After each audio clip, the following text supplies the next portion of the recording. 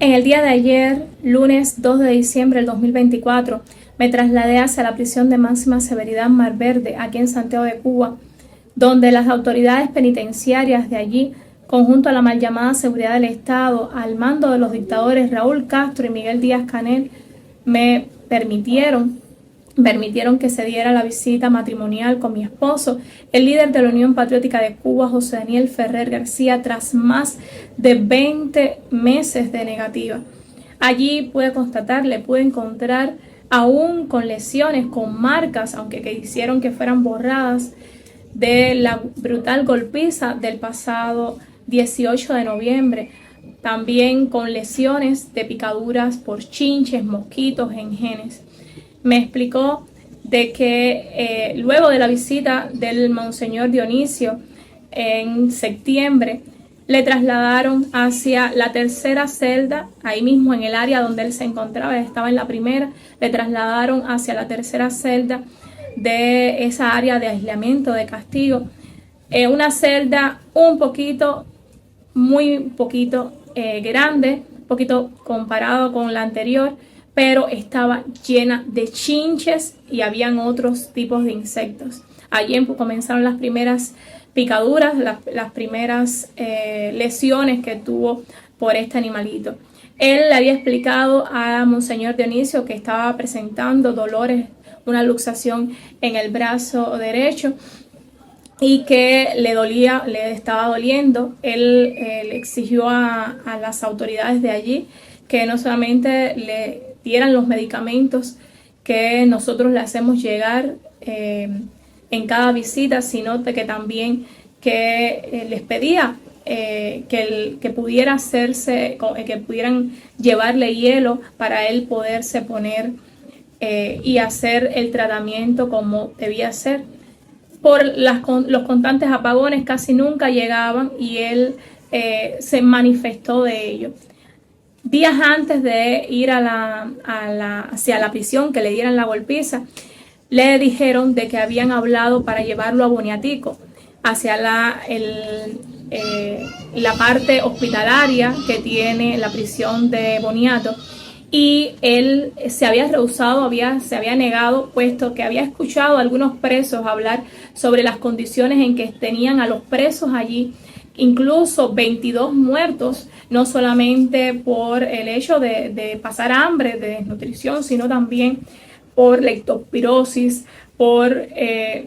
la misma tuberculosis, por la sarna, por la escabiosis mal cuidada y complicada y otros casos. Por eso se había negado llegar hasta allí, que allí podían darle, porque él estaba con sus medicamentos, con los analgésicos, los antiinflamatorios que nosotros habíamos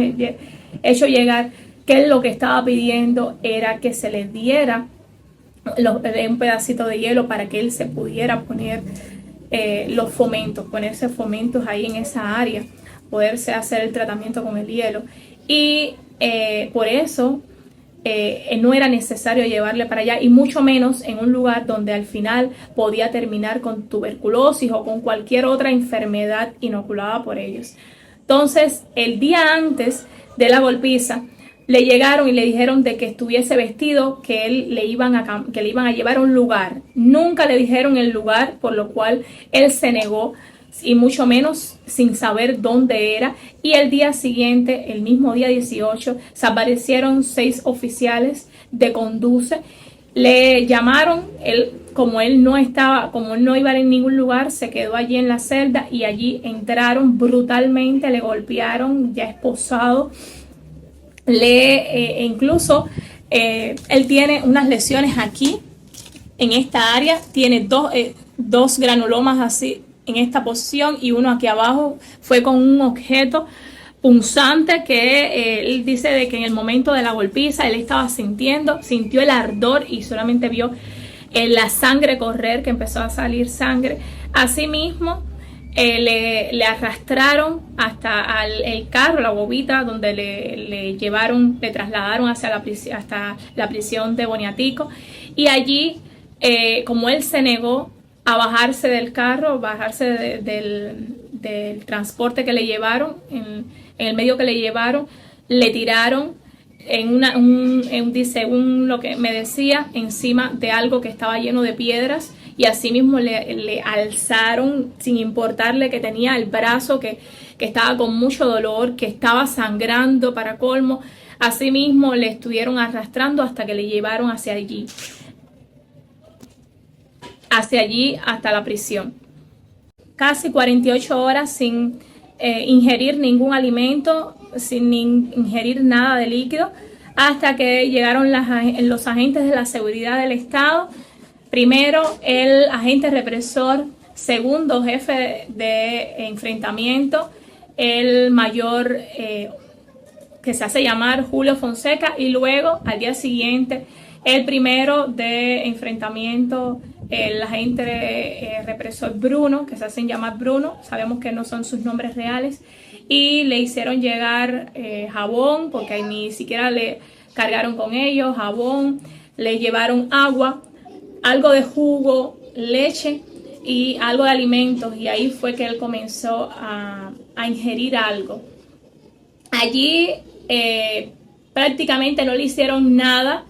Lo de ellos fue darle la golpiza, llevar a una persona en contra de su voluntad, sin necesidad,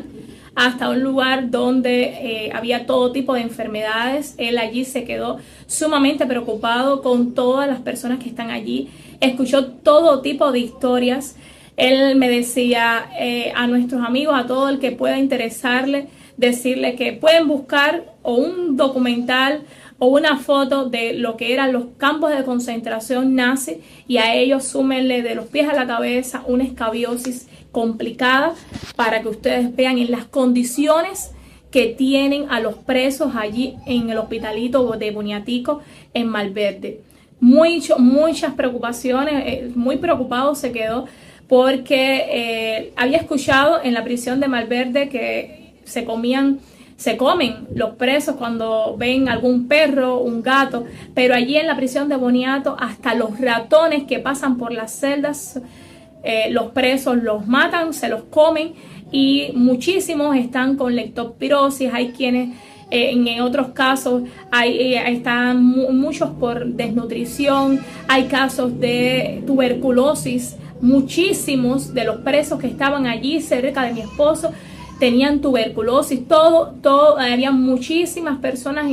infectadas por las mismas picaduras de chinche, que estaban sumamente infectadas, las picaduras, todas las lesiones que provoca una escabiosis complicada que está infectada, y allí sin atención médica adecuada, sin tener los medicamentos que requiere todo ello. El día 22 de allí le trasladaron hacia la prisión, todavía con muchas lesiones, con los dolores, ya no le estaba sangrando los pinchazos que le dieron, pero todavía ya se le estaba provocando los granulomas. Y allí, en vez de llevarle para la celda donde le tuvieron en su momento, le trasladaron más adelante, ahí mismo donde antes era un puesto de enfermería. Hicieron un supuesto destacamento en el cual hoy se encuentra con 6 presos más, y dice de que hay otra celda más adelante que está preparada para 8 presos más, pero está allí con tan solo hay 2 nada más. En donde está él hay 6 más. Allí todos sabemos que pueden estar ligados a la seguridad del Estado, para que estén vigilantes ante ellos. Se mantienen las cámaras, se mantienen los micrófonos, pero las condiciones, a pesar de que estén ligados o que puedan estar colaborando con la seguridad, son personas que están pasando muchísimas situaciones, personas que están incluso enfermas, y que él se siente muy preocupado ante ello, porque si esos son los que le pusieron supuestamente, ¿cómo estarán los presos políticos en todas las prisiones? Y también, sobre todo, los comunes, que son los menos, que no son conocidos, que no son personas que se comente ni que se haga público la vida miserable en la que viven en prisión y lo que puede hacer de la vida de sus familiares. Él me pidió antes de irse, de que agradeciera a todas aquellas personas, a todos aquellos amigos, organizaciones, todos aquellos dentro y fuera del país que de una forma u otra están apoyando, han hecho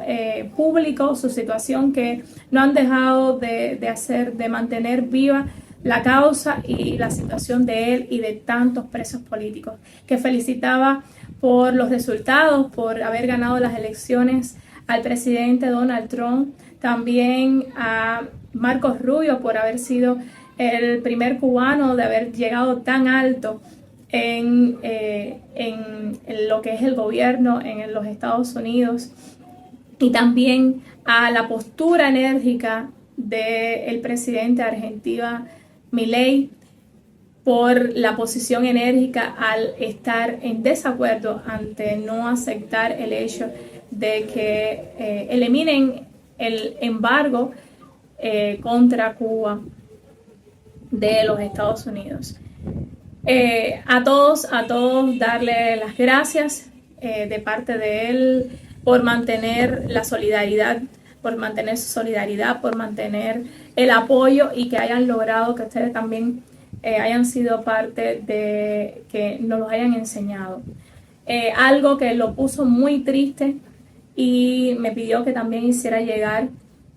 fue el hecho de la muerte, de el brutal asesinato contra el hermano, nuestro hermano de lucha, Manuel de Jesús.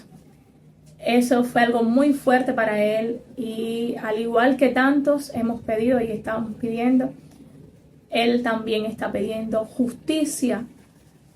Justicia por él, por nuestros mártires y por tantos detenidos, presos políticos que hay en este momento en las prisiones de Cuba, que todos son inocentes y en estos momentos están en condiciones inhumanas, crueles y degradantes, así como lo han tenido a él, lejos de su familia, sin tener comunicación, muchos sin poder ver a su familia por las distancias, por estar en otras provincias, por las condiciones en que le han tenido, simplemente por alzar su voz, por decir la verdad, por estar en contra de esta dictadura asesina. Libertad para José Daniel Ferrer García y para todos los presos y detenidos políticos. Libertad para el pueblo cubano, abajo la dictadura castrocomunista Canel. Con Dios, patria, vida, justicia y libertad.